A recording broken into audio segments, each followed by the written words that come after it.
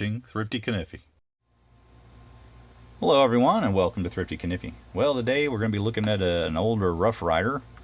This comes in this yellowish tan box. Pretty much the same on all four sides. You get the little horse rider here and the RI spelling on Rough Ryder. Barcode on this side, and then you have the model number over here, RR452. So what are we looking at? We got an older model from 2006. This is the medium toothpick from Rough Ryder. This one in the red smooth bone. Now, not to confuse this knife with the black cherry bone. Very, very similar, but I don't believe those knives had any shields on them. This was just a series to itself. I know they had a canoe in this, maybe some others. But this is the toothpick. And the medium size is 4 inches in length closed.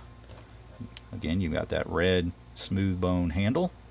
Nickel silver bolsters with a single thread on either end. Nickel silver shield. This is the round one with the horseshoe. And if you can read in there on the horseshoe, it says tested sharp. And then in between, you've got the stacked R's there for Rough Ryder. But very good fit and finish on this particular knife. Very smooth transitions from the bolsters to the pins. Pins are made from brass. And everything feels really good around the edges. That powder horn bolster, really smooth, really nice looking. Very well polished. And again, close look at that shield. So on the bottom we've got brass liners and stainless spring. No major gapping here. I'm seeing a little bit of stepping here at the edges of the handle, but it doesn't appear to be too serious. I mean, it's even difficult to kind of feel it, but maybe a little glue coming out of there or adhesive or something, but nothing that couldn't be cleaned up with a little time. So pretty good fit and finish. And as far as the color matching for the other side, you can see that that red smooth bone is pretty consistent on this side as well. Again, very smooth transitions to the bolsters. The pins are nicely laid down. Not feeling anything proud there. So really good fit and finish on this older Rough Ryder, which is typically the case. They are usually a little better than some of the modern ones. If we look at the blade centering, you can see that's just slightly left, but we're not rubbing or anything. We don't have an issue here. So that's really good. Again, that's a 4-inch medium sized toothpick. They have some larger and smaller versions, so this is kind of right in the middle.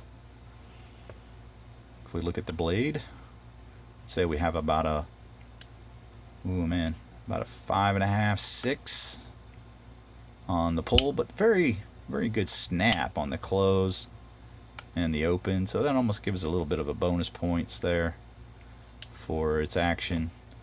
The lockup is really good. You can see how snappy that is. Yeah, and that locks in there better than, say, the pull might otherwise indicate. So that's good. Very positive lockup there. On this particular blade, it's very slender. A little Skinner style blade. Let's look at that blade edge. Pretty consistent, really. Pretty decent for a Rough Ryder. You got a etch there, which some may not like, but it's got a anvil there. It says tested sharp, and then Rough Ryder along the length of the blade. So kind of a large etch, really. So if that's not your thing, I can understand, but some of these older ones did do that. Got a really nice tang stamp on this one. One of my favorites probably from Rough Ryder is the mixture of the Rough Ryder text there, or script at the top, and then you've got the anvil below it, and then it actually says Cutlery Company at the bottom. And I think that's the only time they've ever put that on the tang, where it said Cutlery Company. So yeah, really nice tang stamp. I really wish they would have gone further with that, but it's okay, I guess. So we got a nice placed nail nick. You can see where that's positioned on there, and that gives you a lot of torque. So that's easy to get to. Easy access. Got the match strike type ribbing inside the nail nick there. No swedging or anything like that on this blade. Again, there's a look at that blade edge, and we'll compare that It's pretty consistent. A little heavier on the tip end there, just where it rounds, but good sharp point on it. Nice mirror finish. Looks to be a flat grind.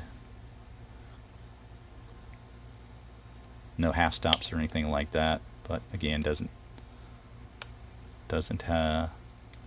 really require any, I don't think, with that positive lockup. I think it's somewhat safe to use. Now, it wouldn't be my favorite style. Toothpicks never have been for actual carry, but I think they're a very attractive knife. Kind of a desk knife for me, one that I use, very light use, like an envelope opener and that sort of thing. So this one is a really good desk knife for me. This is kind of how I like to use it, but you could carry it. And I know there's people out there that like to carry it. We've got a Rough Rider slip for comparison here. This is a medium one. You can see that just coming out the tip there, but that's probably the best overall fit. I think the large one probably going to be a little big, not in terms of length, but because it's a slender knife, it'll fall out pretty easily. So maybe that medium slip would be the best option if you're looking at a Rough Rider slip.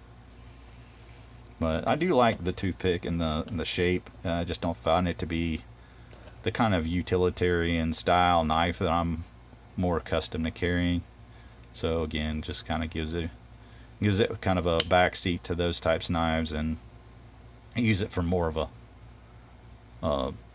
like a low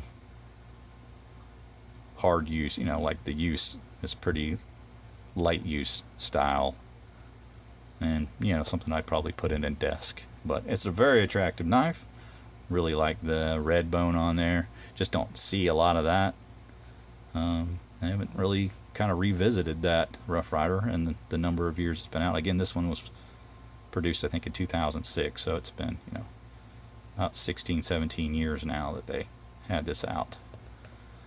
But I did find a place where you can buy this. I will provide that link, or not the link, but the web page in the slideshow if you want to take a look at that. I think they had 2 left. They were $10. So if that's something that you're interested in picking up, maybe that'll help you out. But again, that's before shipping, so I don't know what the shipping cost will be. But yep, $10. But I hope you enjoyed this review, guys. Make sure you like, subscribe, hit the bell to be made aware of videos when they drop. We'll see you next time. Thank you for watching. Take care.